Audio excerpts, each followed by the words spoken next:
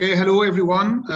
Welcome to our webinar on attracting institutional investors through ESG. My name is Ashraf Gamal. I'm the CEO of Hawkamah, and we are very happy to have this webinar in partnership with SCA, the UE regulator. And we are really very happy to have with us four speakers. Each one of them is really a huge expert in the area.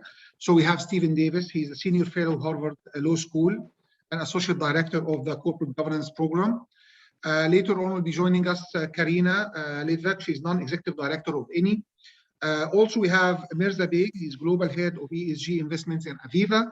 And last but not least, we have Tariq Fadallah. He is the CEO of Nomura Management in the Middle East. So thank you everyone for being with us. Please keep your speakers, keep your microphones muted so that we don't disturb the speakers. And I'd like to start first by giving each speaker a few minutes to talk about his or her reflections on the subject. If we can start by you, Stephen, please go ahead. Thank you very much, Dr. Ashraf. Good afternoon, everyone, and it's an honor to be here and to be on a panel with such distinguished speakers. Our topic today, of course, is on ESG and how to bring investors aboard and really how companies today have to address ESG matters. And I would just start by saying that I think that any company, almost anywhere in the world, whenever it touches... No, I'm good, thank you, thanks. Whenever it touches the capital market these days, or actually the international business world, whether it's through consumers, whether it's through investors or regulators, wherever it touches that international marketplace, it now has to confront ESG matters. And that's very different from a few years ago. And it may be that the pandemic has accelerated it, but for whatever reasons, and we can talk about that, this is now very much the case. And what I'd like to do is to just mention three significant areas where I think we see movement moving forward. And one of them is a great transformation in the way governments and not just governments, but private sector has considered standard setting. So it used to be the old model, by old, couple of years ago, old model on the part of government and public policy in much of the world was let ESG be addressed through the private sector, through the marketplace. Let standards emerge organically in that fashion. That model has been replaced by a much more aggressive effort of standard setting at the public policy level. We see it with the EU coming up with a taxonomy of ESG standards. We have the United States, President Biden has taken a U-turn from the previous administration and taken up a much more aggressive effort of standard setting when it comes to corporate disclosure, for instance, on ESG. But as I say, it's not just the public sector when we think about standard setting. In the private sector, there's been a rush, a surge of momentum when it comes to trying to bring together all of the standards that are arising from different groups. Now there's, just as of a few weeks ago, an effort to kind of bring them together through an ISSB, an International Sustainability Standards Board. Stock exchange listing rules, there are investor coalitions setting up standards. So standard setting altogether is a big new transformation in the marketplace. And again, so the bottom line here is that the old model is being of let the market find its place is replaced now by a much more aggressive, proactive effort welter of standards now being put forward in the public and private space.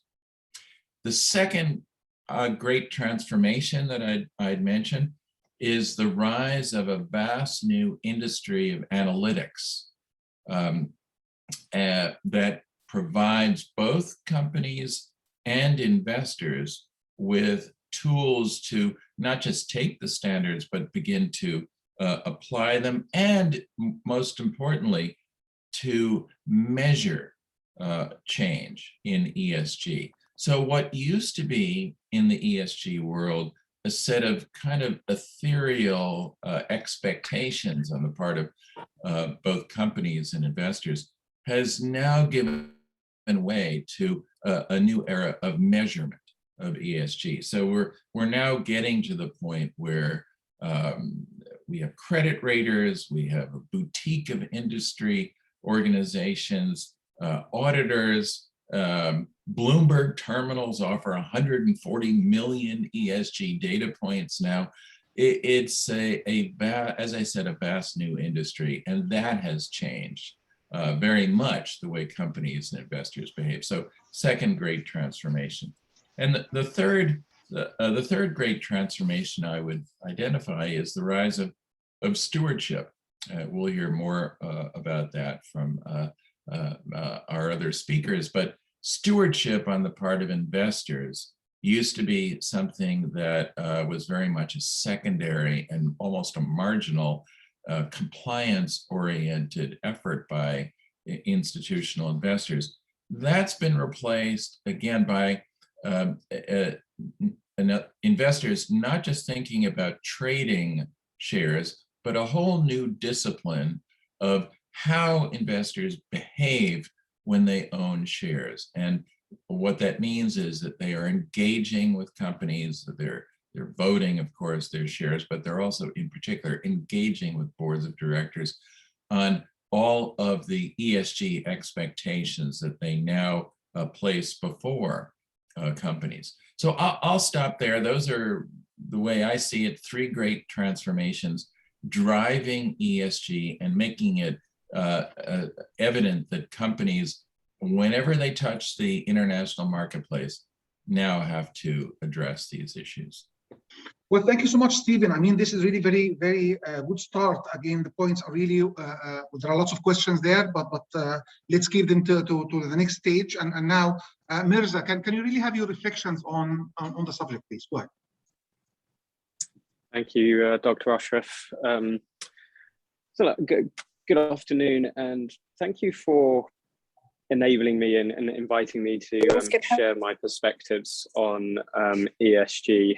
And Stephen has done an excellent job of setting the scene. I will try and share some perspectives as an international investor.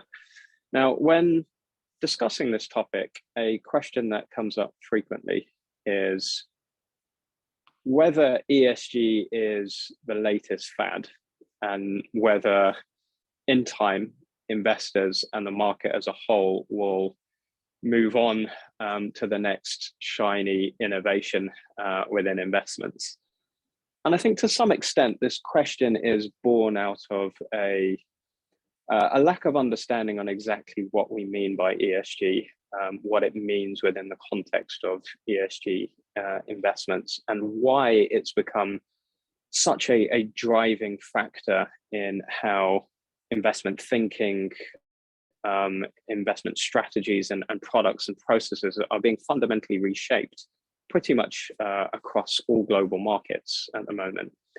So for us, ESG investments is about making more informed and ultimately better investment decisions.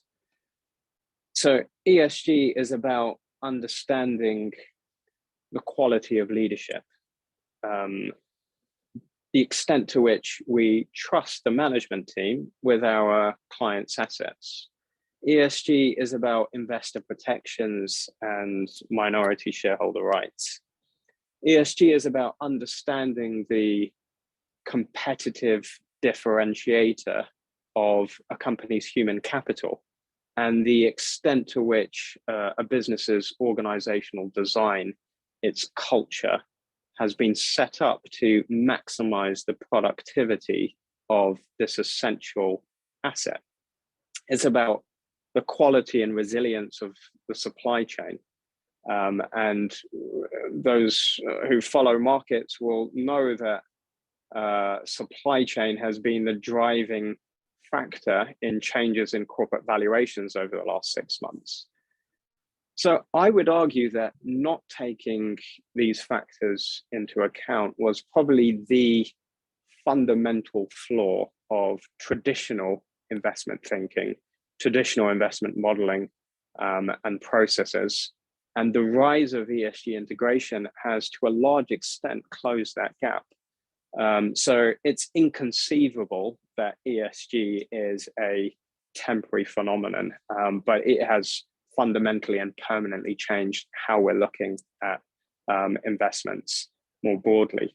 And this is very much looking at things from a bottom-up fundamental perspective. I'll just briefly comment on the fact that ESG is also lent on heavily in how we analyze top-down macro thematic views. So looking at things through an ESG lens will help us understand, identify, scrutinize, and project some of the megatrends that will fundamentally shape our economies and markets going forward. So climate is an obvious one. I won't labor the point about how moving to a Paris-aligned economy will impact investments in technology, infrastructure, our recomposition of our energy mix and what it means for corporate profitability. But even things such as some of the conversations we're having at the moment is about the hard pivot towards the creation of a metaverse.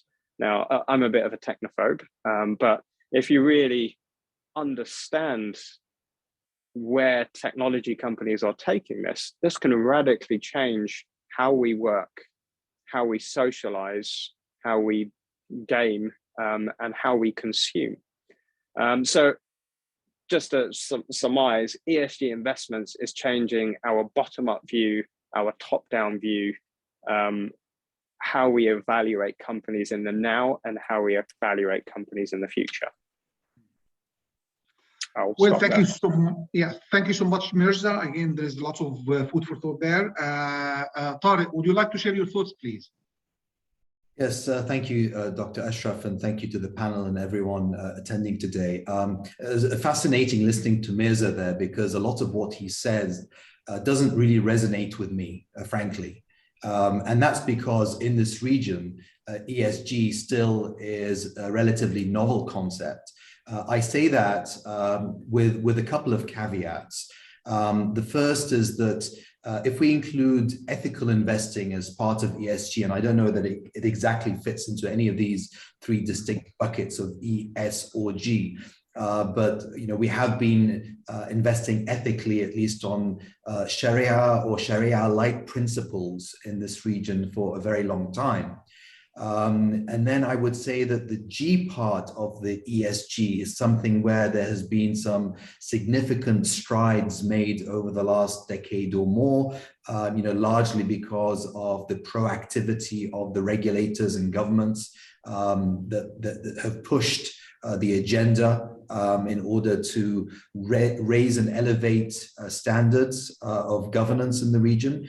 And that seems to have had benefits, because in that period we have seen all the major markets in the region ascend into major indices around the world, such as the MSCI or FTSE Russell indices for the emerging markets. And we've seen a greater level of interaction and activity with international investors who have appreciated the strides that have been made. To be clear, there's been major developments, but we are still some way short of global best practices, I would say. But if we compare ourselves with the peers, the emerging market peers, then I would say that we are relatively well developed on the G side. The ES is something that people have started to talk about, but not to the extent that is clearly happening in Europe and elsewhere around the world. So, I'd love to hear a little bit more from my colleagues about what's going on around the world, because over here, certainly outside of the top tier companies, and that would be perhaps, the biggest 10 or 20 companies in the region, we really don't see significant implementation on the ES side of the equation. Well, thank you so much. I mean, this is really, again, a very pragmatic sort of approach of looking at it. We will hear from even the audience if they have any questions on that. But let's move to Karina now. Karina, from your perspective, what are the key sort of, observations on the subject, please? Well, thank you, Dr. Ashraf. From my perspective, what's been fascinating is that from having done Mirza's job for many, many years, I then crossed over into serving on the board of a listed company. And in the almost 8 years now that I've been on that board, I've witnessed a transformation in the way that we as a company interact with our shareholder base. Mm-hmm. And yes, we are listed in Italy, and Italy is not the Middle East, but we also operate in the Middle East. We operate in 63 countries. And,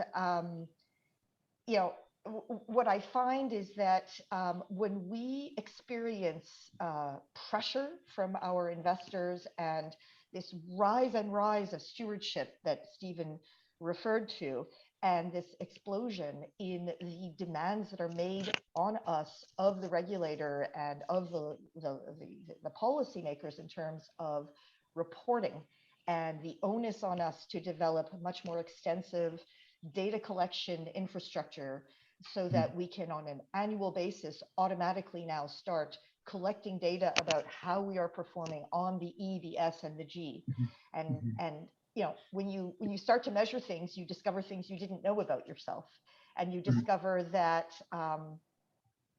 you don't necessarily want to have to be reporting on aspects of your behavior that you were not paying attention to in the past. And so very active measuring and reporting forces you to then take an active role in measuring these activities, the E, the S, and the G, in such a way as to be able to present an impressive, credible picture of the business. So these are all rumblings of change in terms of the regulatory pressures and the investor pressures, and then more broadly, the stakeholder pressures that are transforming the way that we think of ourselves as a business.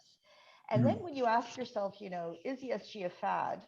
I would reposition the question is commercial survival a fad? If you're operating in an industry such as I do, oil and gas, that is faced with such extraordinary headwinds when we talk about climate change, compliance with best disclosure practice is not an option. It really needs to be about transformation. It really needs to be about reimagining the business model in the context of a world that is changing much faster than we had imagined before. And so ESG suddenly becomes, the architecture around which we structure the transformation of the business and the manner in which we engage with our stakeholders.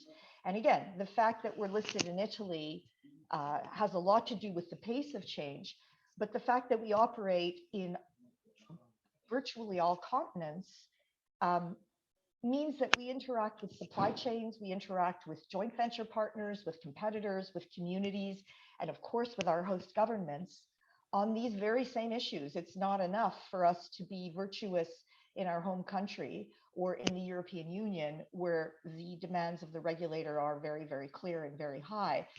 The expectation on us is that we maintain a consistent standard around the world. And so I think that interesting to hear Tarek talk about how the concept of ESG is very novel in the region.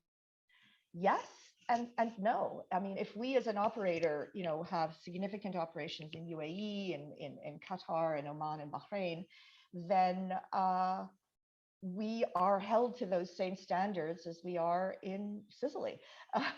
And so I do think that these changes that happen in one part of the world effectively have an impact across the globe. And so as an issuer and dealing with our investors, these things are just, they're evolving faster than we could have imagined. And certainly when I joined the board in 2014, I never imagined that I would be sitting here in 2021 looking at the scale and the pace of change that we've realized in this relatively short period. This has been an absolutely transformational period, and the pandemic has really put this on steroids. It has really accelerated the way we think completely differently about the business, about supply chains, about interactions with our workforce, with our communities, with our stakeholders. And I'll stop there.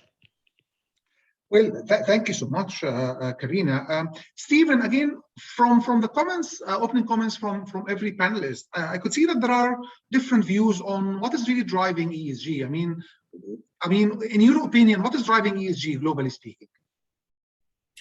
Yeah, I, was fascinated myself hearing some of my fellow panelists, because I completely share what Karina was just saying.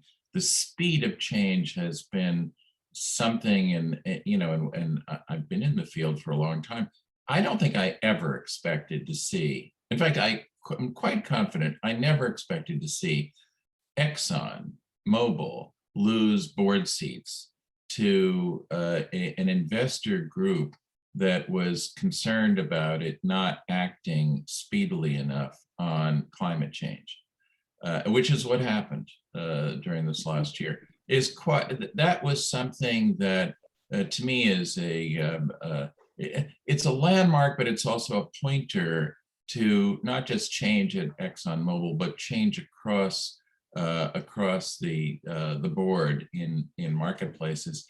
I do think it's worth maybe going back one step, which is to say, or to ask the question, why is it that institutional investors suddenly, or it seems as if suddenly, have taken on ESG as a new discipline, a prime motivator when they are engaging with companies?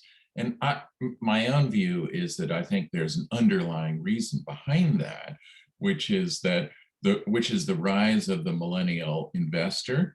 You now see survey after survey showing that the rising investor class of younger investors have very different expectations of their financial agents than their parents did or their grandparents did. What they want, and granted, these are populations that are largely in Europe and the United States, and to a lesser extent in Asia, but nonetheless, these are the marketplaces with vast pools of capital. And this rising investor class, I mean, one survey I read was 75% of millennials want investments to do social good. That's a big percentage. And in particular, it's interesting that women are twice as likely as men to consider investments that deliver both positive return and make a positive impact. The reason why that's important is we know that something like $30 trillion US dollars of wealth will be transferred to millennials over the next several decades. So the point I'm making is that the big institutions, the BlackRocks, the State Streets, the Vanguards, and other big institutions, Aviva, they see where the market is going. They see where in particular, the rising investor class is going. If they themselves want to be commercially viable, to continue to attract capital, they have to position themselves in alignment with those new expectations. So in my view, it is really, that is the sort of underlying motivator for why there's been such immense change. And we can sort of spell it out, but among the big investors, they now have much higher expectations when they invest in companies wherever they are on ESG. Well, Mirza, building on the comments of Stephen on, the millennials and that they are, influencing investment, and in the coming few years, we might see some changes. How do you see that, the outlook for investments and ESG in the coming few years, like 3 to 5 years? How do you see that changing? Yeah, I mean, just touching on that point, I mean, where we'll be exactly there's too many moving parts. But I mean, just touching on the point that Stephen mentioned, I think that we all recognize the good that companies have done, whether that's wealth creation or innovation. But there is a growing recognition that most of the challenges and problems in the world today were contributed to by corporates in some way or another. And they need to take responsibility for being part of the solution. And that expectation, that changing expectation amongst regulators, amongst consumers, amongst civil society, will effectively change the rules of the game that companies operate in. So what is acceptable today will not be acceptable tomorrow. What is successful today will be unsuccessful tomorrow.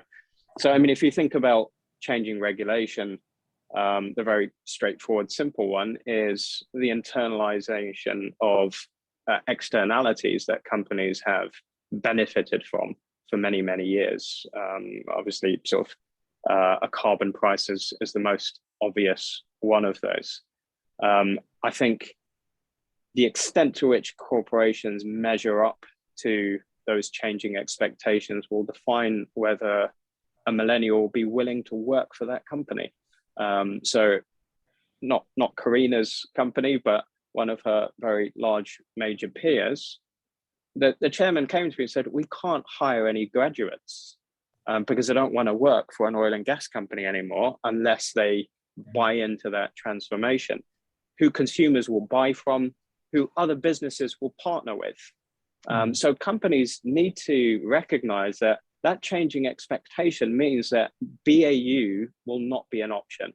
And if they continue on that path, they will effectively become irrelevant and extinct. But on the reverse, if they can demonstrate that they are part of the solution, then they can be set for an unprecedented level of growth. So there's the good and the bad available to companies. It's just whether they're willing to embrace it. Yeah. Well, Tariq, I mean, now we have 2 points of view, more or less. I mean, your point about the G being in the region being on the move and much better is because of regulations by the government and regulators and so on, which is actually pushing companies towards more transparency and more governance sort of compliance and upgrading. While if you look at Karina and her point, she said, as an investor, when we go to regions, when we go to the MENA region, the same rules applies to our companies there. So in your point of view, what will drive the change in the MENA region towards better ESG, if you like, or ENS? How can we drive it a little bit faster and in the right direction? Well, I think Karina and Stephen both made interesting points in that Karina says that, from a commercial perspective, if you want to survive, then you have to adopt ESG, and certainly the ENDS being important. As Stephen mentioned, the millennials in Europe and the States are fairly active. We don't have that same grassroots development in the region yet. So typically, investments here, pension schemes and savings are invested by the government rather than by the private sector directly. So we don't see the retail phenomenon in the same way as perhaps we're seeing it in other parts of the world. So we're really reliant on governments and regulators, making it attractive both for companies and for investors. And for companies, the benefits are not so obvious. With the governance, the benefits are obvious because we know for a fact that better governance leads to better operation performance. It leads to lower financing costs. It leads to higher valuations. These are key metrics that management can understand and that contribute to the bottom line. In the E and the S, first of all, we haven't really defined them, in the same way that we've defined governance. There are, Stephen spoke about standards becoming available, but they're not currently available and certainly not very widely known and practiced. And so until those come into play and companies see the benefits of implementing those rather than seeing it purely as a burden. Because think about it, if you're going to implement ESG to the extent to which some of the investors are requiring, you need to develop policy, you need to implement it, you need to monitor it, you need to report it, and all of that is a cost with no clear benefit, monetary benefit. So I think we need to get to that point, and we're not quite there yet. Karina, what do you think about this? I mean, as an investor now, or as a board member in a company, I mean, what is the role that you can play in trying to promote? I mean, if you could explain that ES in this region is not really, that great, and we are really very, very far behind. What is the role that companies like yours can play in trying to, tackle this issue? Yeah, I think what Tarek had to say was so interesting, because it really describes in many ways what I found when I arrived in any 7.5 years ago, which is that doing ESG was about complying with the best available disclosure standards, which meant indeed investing, and there is a cost associated with developing a reporting infrastructure, and you need armies of people to respond to the welter of questionnaires that companies receive, and you could, and I imagine several of my board members must have kind of shaken their head and said, what is the plus side from all of this compliance? The shift happened when we finally came to the realization that it wasn't about continuing to do what we have always done, but in a manner that is more transparent and more efficient and cleaner and kinder, with fewer accidents and so forth. It wasn't that kind of incrementalist approach. It was about saying, fundamentally, we're in the wrong business. We're not going to be around in 30 years if we continue on this path. And a company of this size needs to begin now to be in a different place in 30 years. So what previously was a burden of compliance, a burden of, having to keep up with the latest set of demands from the latest set of stakeholders and regulators, so the balance of the soft law and the hard law, it got completely turned on its head to say, what is the world going to look like in 2050, and then 2040, and then 2030? And what is our position in that world so that we thrive, so that we have adopted the technologies that are going to enable us to continue to deliver what it is our clients want, in our case, heating and cooling and lighting and mobility and power, but in a way that is consistent with a climate safe planet. And if we fail to achieve that transformation, we will simply cease to exist. And it's, I'm not going to comment on Exxon. I don't comment publicly on competitors. But as Mirza is absolutely right, that, or it was, no, excuse me, it was Stephen, that it was unthinkable that there would be this kind of, frankly, radical change in the way that investors engage with a company of that scale. We didn't want to find ourselves in that position. We wanted to be several steps ahead of our investors, to be able to say, look at us, we've already worked this out. We've already mapped this out. We've already got a very detailed plan that we are proud to share with you. And it shows in very great granular detail where we will be in 5 years, in 10 years, in 15 years, in 20, and in 30 years.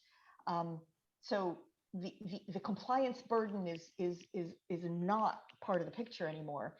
It's about change. It's about transformation. It's and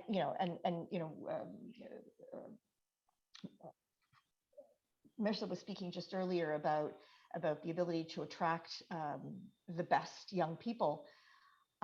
I'm continually amazed and gratified at the reaction of our staff the under 40s particularly are so enthused about this transformation that normally transformation is a wrench for a company. I mean, people trained for something, they want to continue to do it.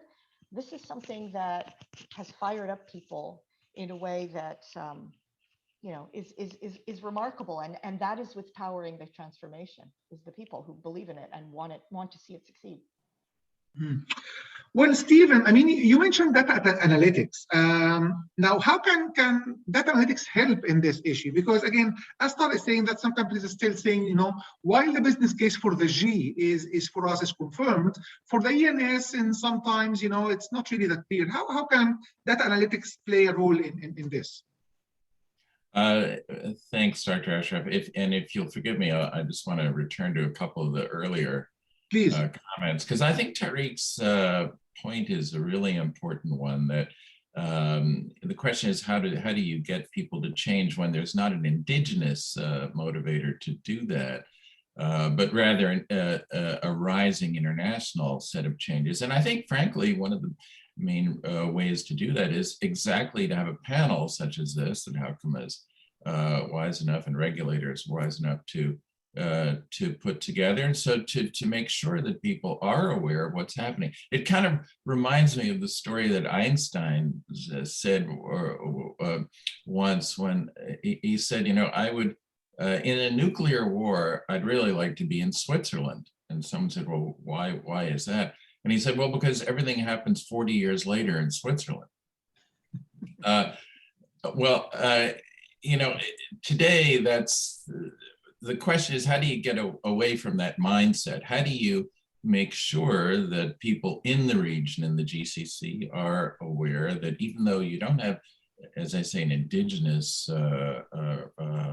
motivation to move along these lines, whenever a company touches the international marketplace, it is going to now have to address ESG, because the change is profound, it is rapid, and it is worldwide, and it comes from many different spaces. So I mentioned, that I think the millennials are driving a change at the investor level. But as Mirza said, once companies try to address that through ESG metrics and analytics, you begin to find things that you didn't know. You suddenly start measuring things and realizing there are advantages to this.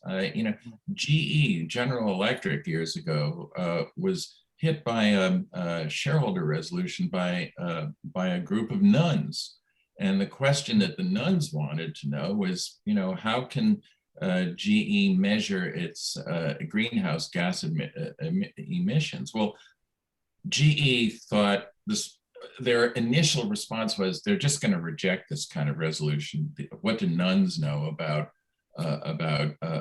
business?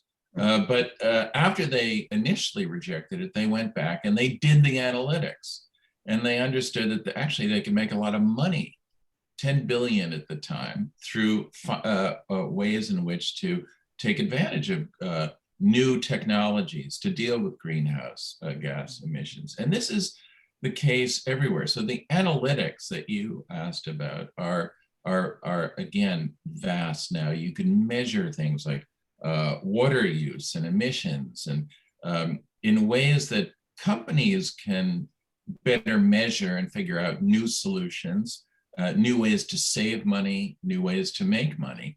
But at the same time, it's really important to be aware that the outside world, other stakeholders such as investors, also have access to analytics that may be independent of the company, and that's new.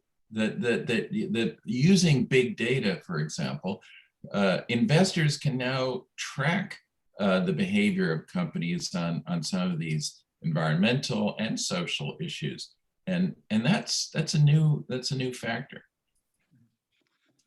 Well, again, from the audience, please, if you have any questions, please write or you can just raise your hand or type in the chat box.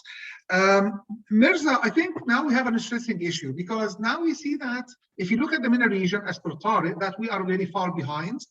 If you look, of course, at Europe and the US, it's much more advanced. Now, as an investor, when you invest in different regions, do you apply the same criteria across the board, or do you have sort of different ways of assessing your investments there? Please. Yeah, I mean, we would adapt. So I think our starting point is global principles that we want all holdings to aspire to. But then we have to be cognizant of the sort of local market context. And if I was to think about ESG from a G point of view, we would adapt the structure. From an S point of view, we would change our priorities based on what's relevant for that market. And from an E, it's mostly about pace. So Tarek, you mentioned governance is already well established in the area. It's about the dominant ownership structure. It's about how authority has responded and reacted to, and you can still have independence, you can still have diversity, but within a local market, sort of acceptable governance structure.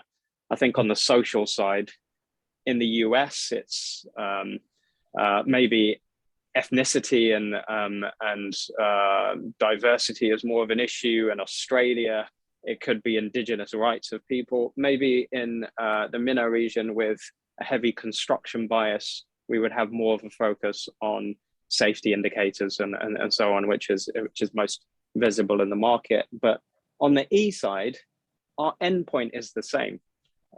So we need, from a climate point of view, to get to net zero, from a biodiversity to be net positive. So we can't dilute where we want to get to. However, we recognize that the starting point will be different, and you're on a different trajectory, and that's really where the adaptation will take place. So Tarek, taking all this sort of these points and these arguments, what would be your advice to companies? I mean, in the region, I mean, we need to figure out how to push a little bit faster. So what would be your advice to boards of companies, to investors in the region and so on? Well, I mean, first of all, I'd like to take a step back because I want to clarify one thing, and that is that it's not that we don't care about the E and the S in this part of the world. Let's be very clear about it. In fact, on the S side of things, I alluded at the beginning to the fact that we've been an ethical investor in this region for a very long time, and in some cases more advanced than many of our Western counterparts, frankly speaking. So there's been no investment in munitions, tobacco, all of these things, which frankly, Western investors came to later. So there is definitely an interest in EN and ES. I think the problem is as I said, the measuring the value of developing in these areas. And I think it's well documented that Tesla has made most of its money since it was been in existence from carbon credits. Okay, so there's been a government incentive which has helped companies to develop their ENDS. It's more difficult to do that in this part of the world because you can't incentivize through the tax policy. And so we'll have to be more creative, perhaps is the answer, Dr. Ashraf. We have to think about how do we make it more interesting for companies to develop the ENDS. And some of it has to come from the top down. The governance has worked in this region because the regulators have stepped up and they've asked companies to implement various regimes, which has led to positive results. And on the S side, things like diversity on boards has definitely improved because of requirements led by governments and regulators. So it's difficult for me to see it come from bottom up, but I think it helps when it comes from top down. And then the final thing that I would say about the E and the S is that we don't have a history in this part of the world as being innovators and spending a lot on research and development. And so when you're talking about solutions to problems, that doesn't come naturally to many companies in this region that tend to lever innovation that is developed elsewhere, but then is applied within the region. Just I want to say actually something again. It's maybe for investors especially that we realize something in the region because we are actually working with S&P on the ESG index for the MENA region for over 10 years now. And what we have seen is something which is very strange. Now some companies get very low score on the S, for example. But when we go to the companies, we realize that they're doing lots of things that they are not capturing, they're not reporting.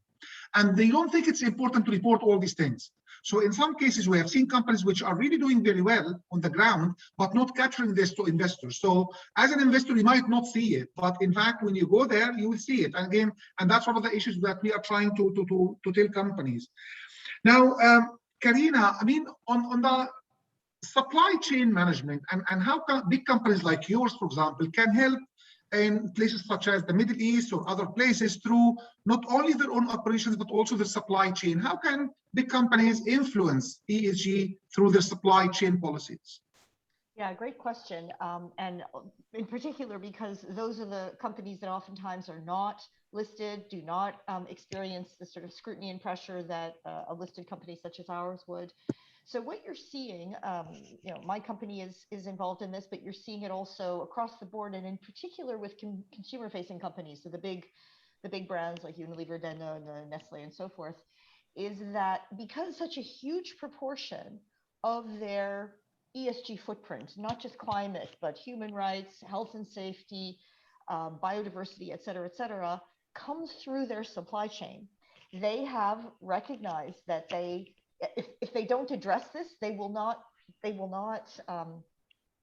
meet with the satisfaction of their stakeholders and their shareholders. And so the form that takes, I mean, I can tell you what Eni is doing, and I suspect it's not dissimilar from what many others are doing. We've set up an AI-powered platform called JUST, which stands for Join Us in a Sustainable Transition, whereby existing suppliers, but also prospective suppliers, upload their performance data, in our case, in respect of climate change and human rights. And I can't say whether it'll expand to other areas in future, but I know that the consumer goods companies are more comprehensive than we are in this respect.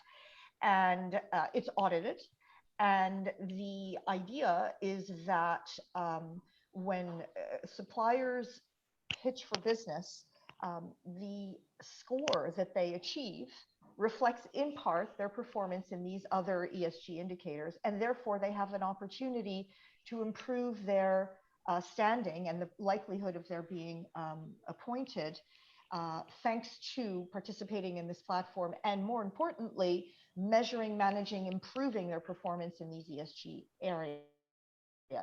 I think you're going to see more and more of that.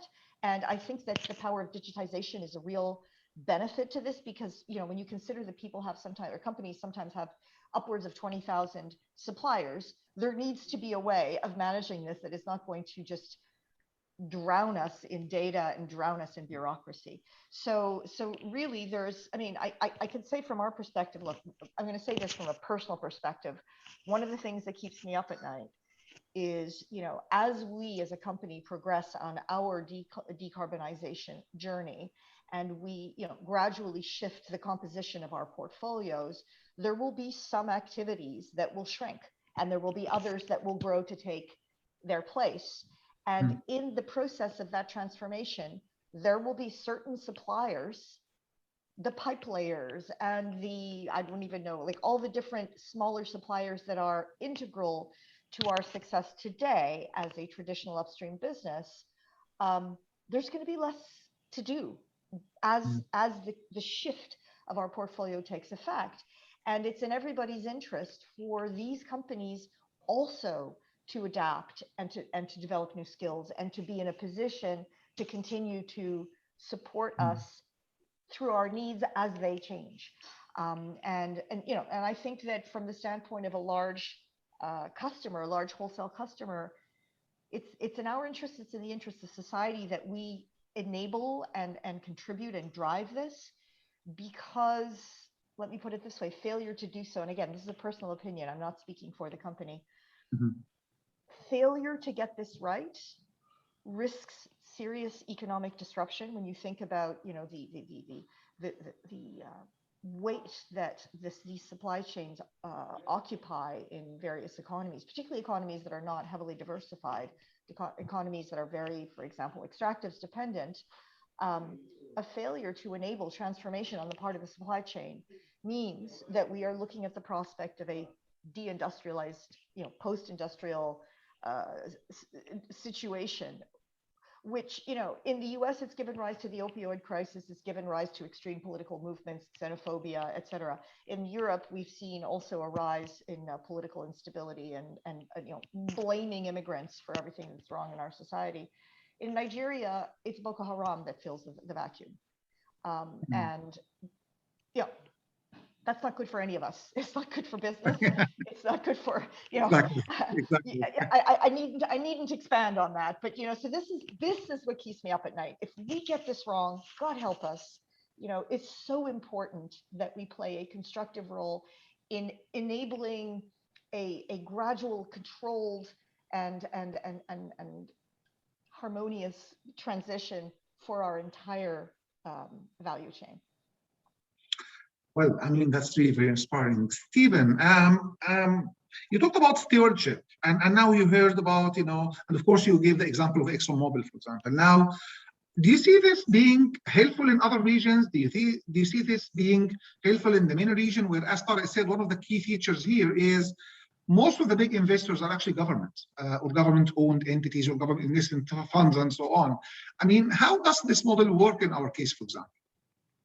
Yeah, I think it's a great question, and there's no doubt, as Tariq I think rightly pointed out, that stewardship as a discipline is arising at very different speeds in different parts of the world. So it may not be arising necessarily across the board in the GCC area at the same pace as elsewhere, but there's also no doubt that we really in the last year have seen even sovereign wealth funds begin to, within the GCC area, begin to address stewardship and ESG matters as part of their investment mandate. So for whatever reason, those decisions have been taken, they are moving.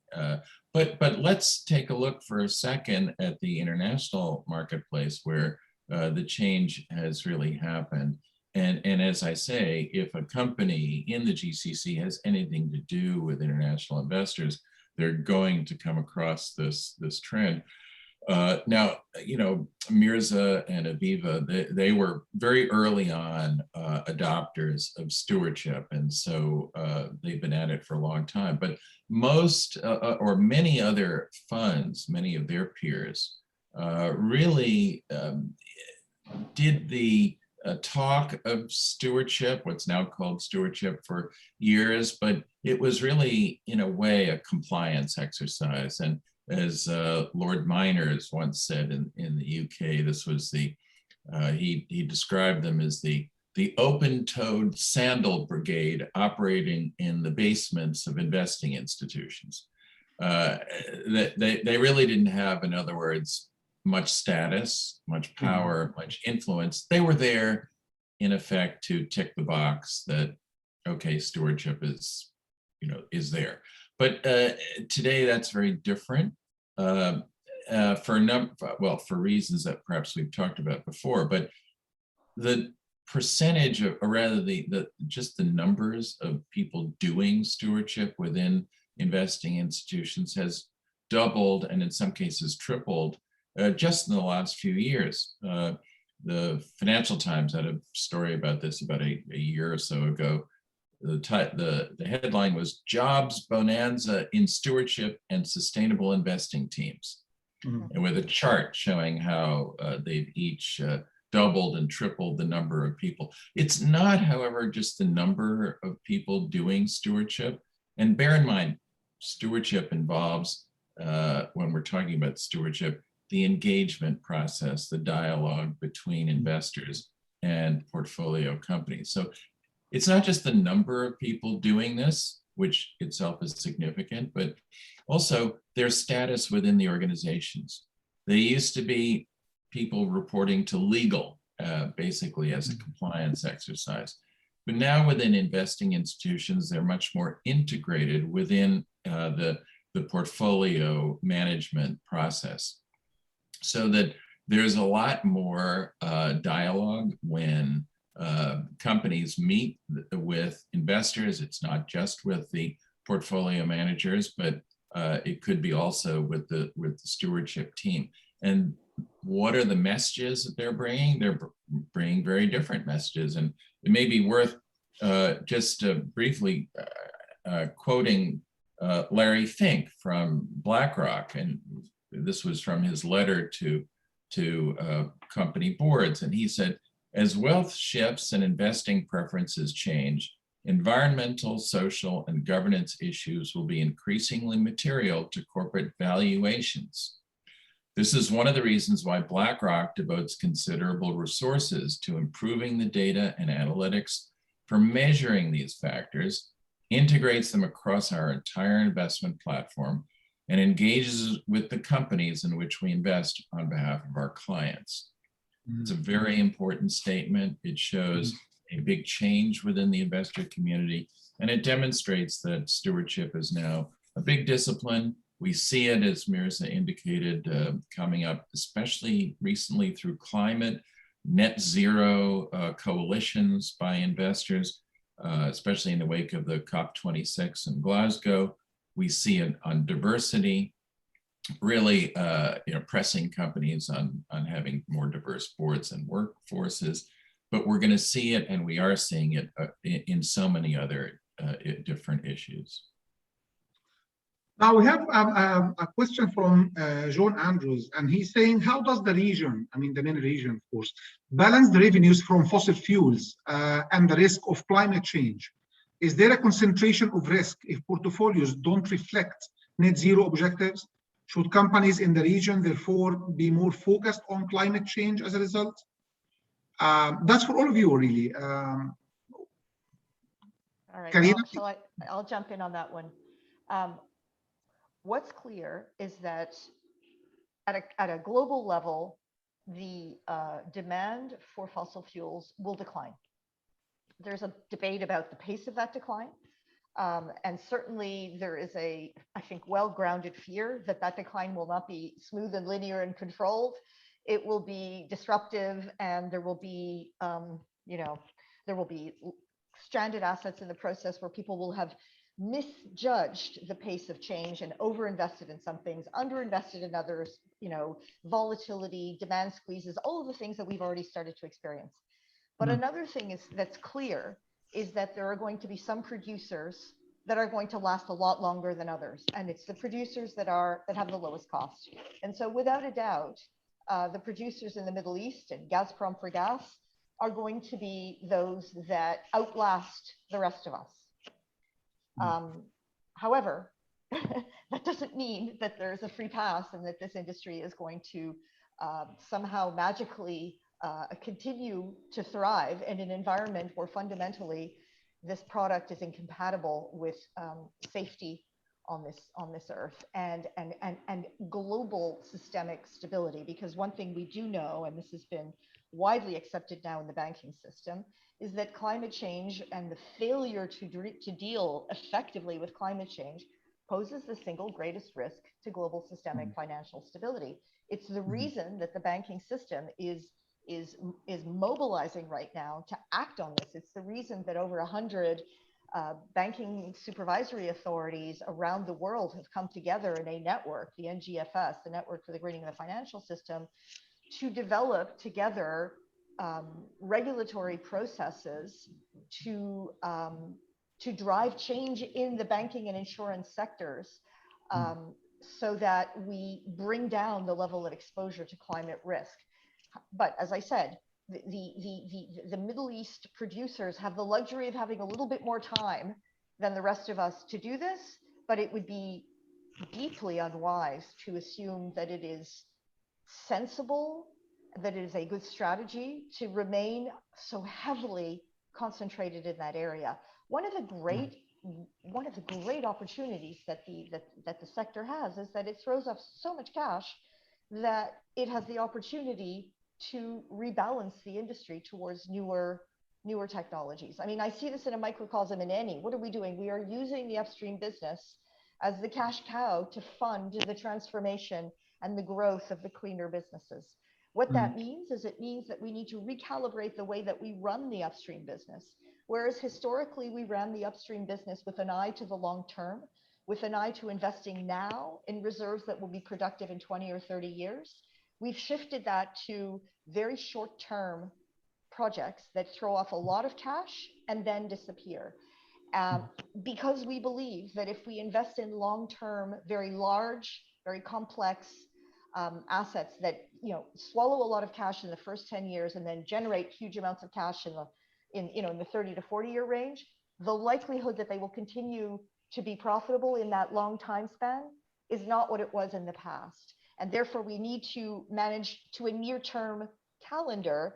And quite frankly, this is the opportunity that the Middle East has. It's sitting on extremely valuable assets. Use them to fund the transformation. I'm mindful of the time, actually, because we are exactly now on the time. So with your permission, we'll just take a few more minutes, because I have a point where I think I can put on the table and then get your feedback on. Now, as maybe you know, that the region is going through some sort of massive IPOs. I mean, Saudi Aramco was just a starting point. But then you have, like in Dubai, you have like large, IPOs planned for next year. In Saudi Arabia, the same thing, and Egypt, and so on. Will this be an opportunity to push for agenda of sustainability and ESG by investors? Because I'm sure the markets here do not have the liquidity for all this sort of IPOs. I mean, they talk about billions and billions of dollars, I think. So I mean, do you think that's an opportunity? Again, that's something where I need each one of you to give me their insights, please. Tara, you'd like to start, please? Yes, perhaps if I can kick off, thank you. Look, as I mentioned earlier, GCC countries are now part of the global financial markets. So as part of the MSCI, they account for about 5.6%, which is not an insignificant portion. So as Stephen mentioned earlier, where there is interest in ESG, particularly from the corporate perspective, is when they interact with international investors that pay a lot of attention to these factors. And it's not just about equity. You mentioned Aramco. Aramco has been in the capital markets and the debt capital markets, actually. And so it's not just about IPOs, it's about these big companies, including the national oil companies that Karina mentioned earlier. They need to raise massive quantums of capital that they can't do from the local markets. And so when they do that, that's where the opportunity. I don't know. She's not replying to any message. Sorry for that, Tara. Sorry. No, I'm done. Thank you. Okay. Mirza, would you like to give your thoughts on this? Yeah, very quickly. I think it's a great opportunity. The biggest change happened in other markets when the allocators of capital started inquiring about ESG. So, I mean, some of those trends that we've seen in the market, we've been through that same process where companies are reporting ESG. There's some people asking them about them, but the people that are buying and selling their shares never inquire. And that's why, Tarek, you get into that situation where they think, well, it's a cost, but there's no upside for me as a business because it doesn't impact my share price. I think we don't have time to go into the drivers, but what really changed things was when the portfolio managers started to say, hey, I need to get a better grasp of this, and this is actually going to impact my stock selection and portfolio construction. So I think as this IPO process gathers pace, and there is more engagement with international portfolio managers, and there is more upside to companies communicating about ESG within the context of the investment case.